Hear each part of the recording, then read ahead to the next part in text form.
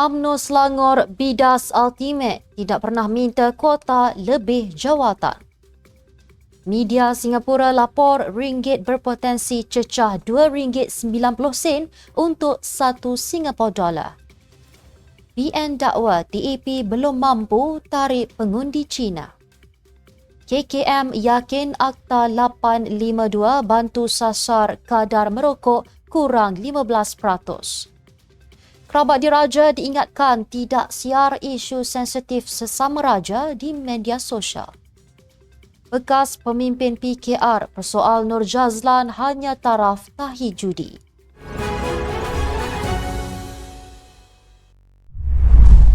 Bismillahirrahmanirrahim. Assalamualaikum dan salam Malaysia Madani. Bersama saya Mirakilah dalam Netstep News edisi Extra.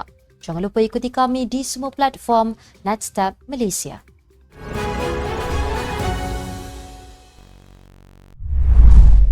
UMNO Selangor menafikan dakwaan bahawa Barisan Nasional Negeri itu menuntut kuota lebih bagi ahli majlis dan jawatan ketua kampung seperti didakwa Ahli Dewan Undangan Negeri PKR Lembah Jaya Syed Ahmad Syed Abdul Rahman atau dikenali sebagai Ultimate. Ketua Penerangan UMNO Selangor, Datuk Dr. Muhammad Zaidi Mat Zain, menjelaskan BN Selangor tidak pernah meminta kuota yang lebih setakat peratusan jumlah 12 kerusi Dewan Undangan Negeri daripada 56 kerusi DUN yang telah diberikan sewaktu memasuki pilihan raya negeri lalu sebagai kerajaan perpaduan.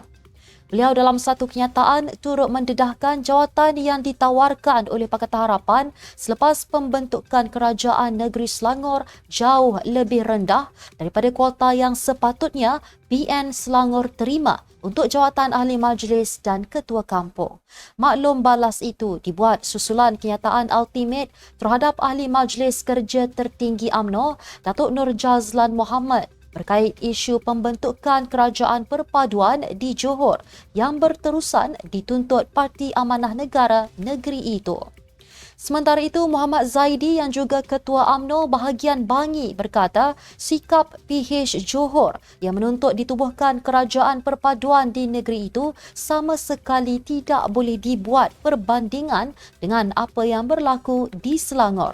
Ini kerana jelas beliau kemenangan besar BN dalam PRN Johor yang lepas bukan melalui kerjasama kerajaan perpaduan. Sebuah agensi media berpangkalan di Singapura melaporkan ringgit Malaysia boleh mencecah RM2.90 untuk 1 Singapura dolar tidak lama lagi. Lapor portal Wake Up Singapura yang memetik seorang pakar, ringgit dijangka boleh mencecah lebih rendah daripada RM2.90. Aliran positif ini sebahagian besarnya didorong oleh prestasi ekonomi Malaysia yang memberangsangkat dan perubahan terbaru dalam kadar faedah global.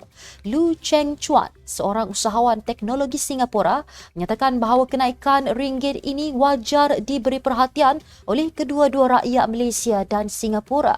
Beliau mendapati ringgit telah meningkat daripada sekitar RM3.50 kepada kira-kira RM3.20 berbanding Singapura dolar dalam tempoh 6 bulan lalu menyaksikan peningkatan sebanyak 8%. Lu berpendapat dua faktor utama menyumbang kepada pergerakan meningkat ini, antaranya keputusan Rizab Persekutuan Amerika Syarikat untuk menurunkan kadar faedah dan reformasi ekonomi Malaysia di bawah Perdana Menteri Datuk Seri Anwar Ibrahim.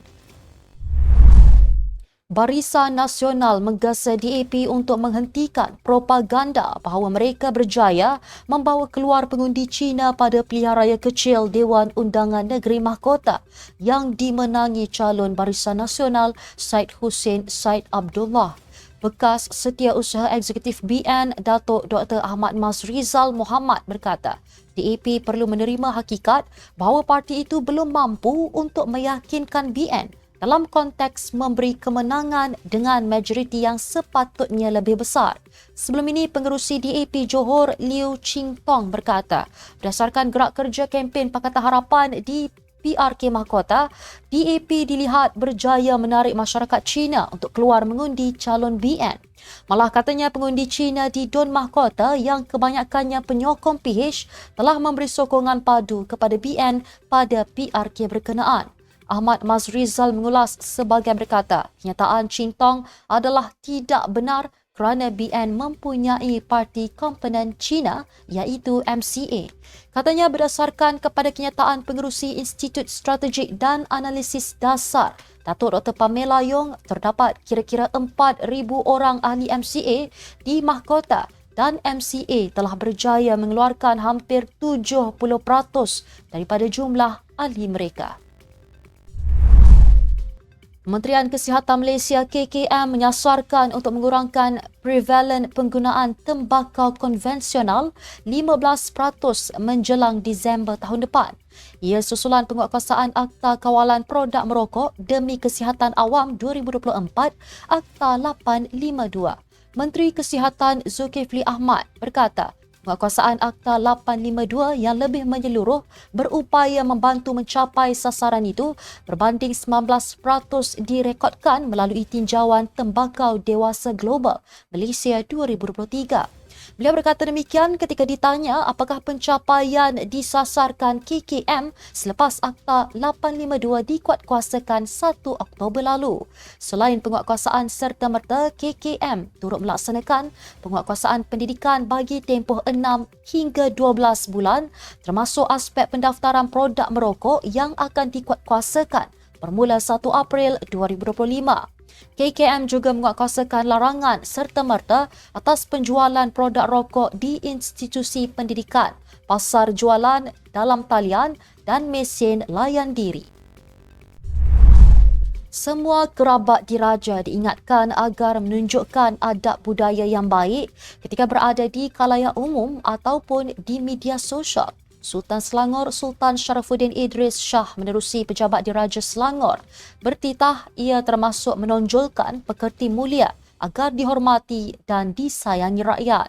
Baginda turut menzahirkan pandangan bahawa isu-isu yang sensitif melibatkan sesama raja-raja Melayu dielakkan daripada dibincangkan di media sosial. Kenyataan itu susulan pertemuan baginda dengan pemangku Sultan Johor Tunku Mahkota Ismail di Istana Selangor, Kuala Lumpur Selasa lalu. Mengenai bola sepak, pejabat itu juga berkata kesefahaman dicapai bahawa tidak akan ada lagi perselisihan yang boleh mengundang permusuhan sehingga membawa kepada keganasan. Baginda menegaskan sekali lagi bahawa bola sepak adalah sukan rakyat yang telah sekian lama menyatu padukan masyarakat. Justru ia harus dipelihara dan dikekalkan sebagai salah satu wadah keharmonian negara. Kenyataan Ahli Majlis Kerja Tertinggi MKT UMNO Nur Jazlan Mohamad dilihat mencetus kontroversi dan mendapat maklum balas daripada pelbagai pihak. Terbaru bekas Naib Ketua Pemuda PKR Syed Badli Shah Syed Osman membidas kenyataan Nur Jazlan yang menggunakan perumpamaan bermain poker untuk menunjukkan pentingnya PH menerima kritikan dalam kerajaan perpaduan. Beliau menyifatkan kenyataan Nur Jazlan yang mengatakan PKR dan Amanah tidak layak berada di meja poker adalah kenyataan dangkal, lemah dan bodoh.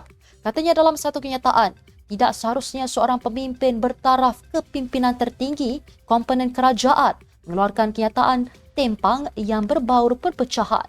Tindakan Nur Jazlan diibaratkan seperti parasit yang berusaha ke arah meruntuhkan kerjasama kerajaan perpaduan. Pengulas lanjut, Syed Badli berkata, Nur Jazlan sepatutnya mengeluarkan pandangan yang positif ke arah pengukuhan kerajaan perpaduan dan bukan sebaliknya. Beliau seterusnya menggesa kepimpinan UMNO untuk mengambil tindakan tegas terhadap Nur Jazlan.